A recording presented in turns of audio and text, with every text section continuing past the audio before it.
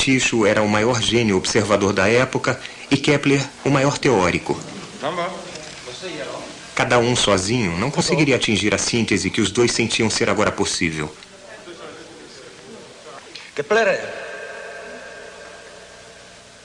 O nascimento da ciência moderna, que é a fusão da observação e da teoria, balançava no precipício de sua desconfiança mútua.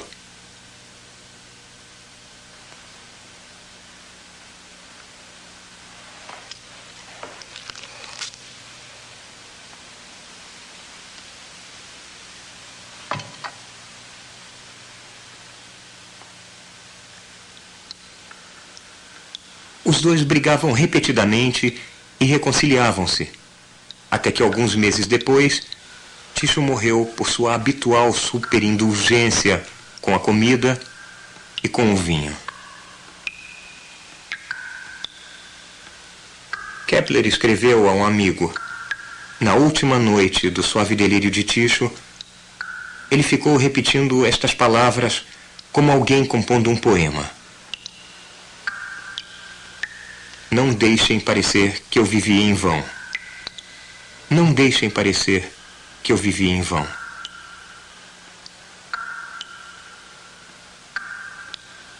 E não viveu. Finalmente, depois da morte de Tycho, Kepler deu um jeito de extrair de sua relutante e enlutada família as observações do aparente movimento de Marte através das constelações obtidas em um período de muitos anos. Os dados das últimas décadas antes da invenção do telescópio eram de longe as mais precisas já obtidas até aquela época. Kepler trabalhou com um tipo de intensidade apaixonada para entender as observações de Tycho. Que movimentos reais da Terra e de Marte em relação ao Sol podem explicar a precisão da medida, o movimento aparente, como visto da Terra, de Marte no céu. E por que Marte? Porque Tycho tinha dito a Kepler que o movimento aparente de Marte era o mais difícil de reconciliar com uma órbita circular. Após anos de cálculos, ele acreditava que tinha achado os valores corretos para uma órbita marciana circular que batia com 10 das observações de Tycho Brahe dentro de 2 minutos de arco. Há 60 minutos de arco em um grau angular e, é claro, 90 graus do horizonte ao zênite. Então, alguns minutos de arco é uma quantidade muito pequena para medir, principalmente sem um telescópio. Mas o êxtase de Kepler com a descoberta logo desmoronou para desânimo, porque 2 outras observações de Tycho eram inconsistentes com a sua órbita por uns 8 minutos de arco. Kepler escreveu: se eu tivesse acreditado que poderíamos ignorar esses 8 minutos, teria remendado a minha hipótese de acordo com isso. Mas já que não era permissível ignorá-los, esses 8 minutos apontavam a estrada para uma reforma completa da astronomia. A diferença entre uma órbita circular e uma órbita verdadeira de Marte poderia ser distinguida só por medidas precisas e por uma corajosa aceitação dos fatos. Kepler estava profundamente chateado por ter que abandonar uma órbita circular. Isso abalou sua fé em Deus como o criador de uma geometria celestial perfeita. Tendo limpado a estabilidade da astronomia de círculos e espirais, disse ele, ele ficou com apenas uma simples carruagem de esterco. Ele tentou várias curvas ovais mal calculadas, cometeu alguns erros aritméticos que o fizeram de fato rejeitar a resposta correta, e meses depois, em certo desespero, tentou a fórmula pela primeira vez para uma elipse. A elipse batia lindamente com as observações de Tycho. Em tal órbita, o Sol não está no centro, mas sim descentrado. Está em um foco da elipse. Quando um dado planeta está no ponto mais distante em sua órbita do Sol, ele se move mais devagar. Ao se aproximar do ponto próximo, ele acelera. É por tal movimento que nós descrevemos os planetas como sempre caindo em direção ao Sol, mas nunca o atingindo. A primeira lei de Kepler do movimento planetário é simples assim. Um planeta se move em elipse com o Sol em um foco. Enquanto o planeta se move ao longo de sua órbita, ele cobre, em um dado período de tempo, uma área imaginária em forma de cunha.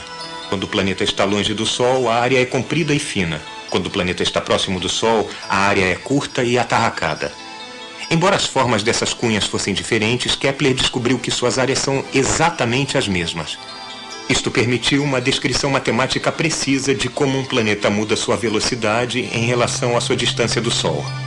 Agora, pela primeira vez, os astrônomos podiam predizer exatamente onde um planeta estaria de acordo com uma lei simples e invariável. A segunda lei de Kepler é esta: um planeta cobre áreas iguais em tempos iguais. As duas primeiras leis do movimento planetário podem ser um tanto remotas e abstratas, mas tudo bem, os planetas se movem em elipses e cobrem áreas iguais em tempos iguais, mas e daí? Não é fácil compreender o movimento circular. Nós temos uma tendência a rejeitar isso, a dizer que é puro trabalho matemático mal feito, ou uma coisa removida da vida diária. Mas é a essas leis que o nosso próprio planeta obedece, enquanto nós, colados pela gravidade à superfície da Terra, nos lançamos ao espaço. Nós nos movemos de acordo com as leis da natureza, que Kepler tinha descoberto. Quando mandamos espaçonaves aos planetas, quando observamos estrelas duplas, quando examinamos o movimento de galáxias distantes, nós descobrimos que em todo o universo as leis de Kepler são obedecidas.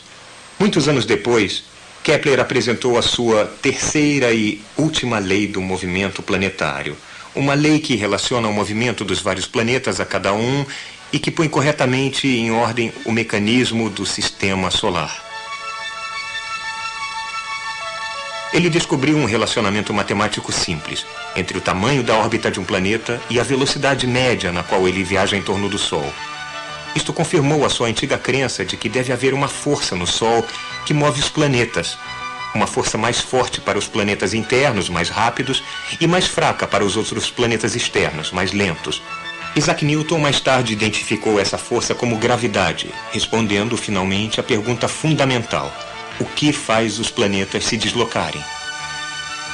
A terceira lei, ou lei harmônica de Kepler, diz que os quadrados dos períodos dos planetas, o tempo para eles completarem uma órbita, são proporcionais aos cubos, a terceira potência de suas distâncias médias do Sol. Então, quanto mais longe um planeta está do Sol, mais lentamente ele se move, mas de acordo com uma precisa lei matemática. Kepler foi a primeira pessoa na história da espécie humana a entender correta e quantitativamente como os planetas se movem, como o sistema solar funciona.